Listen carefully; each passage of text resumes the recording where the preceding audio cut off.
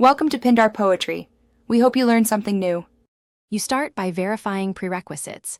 You must have admin rights and a recent backup so changes are reversible.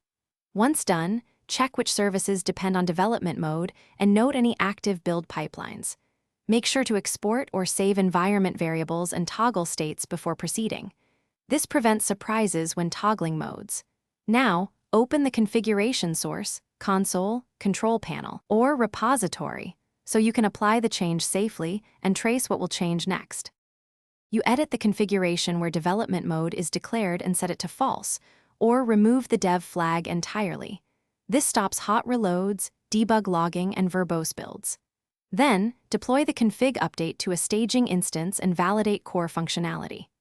Once validated, perform a controlled restart of services, database, app, cache in that order, and gradually direct traffic back. Make sure to commit the change with a clear message, so the rollback point is obvious if something behaves unexpectedly.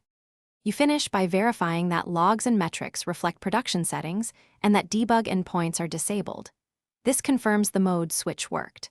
Once done, run smoke tests and quick user journeys to ensure responses and integrations remain stable, and monitor error rates for at least 15 to 30 minutes.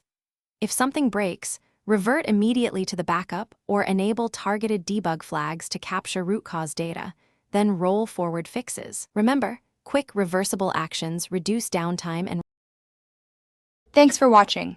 Consider subscribing if we helped you.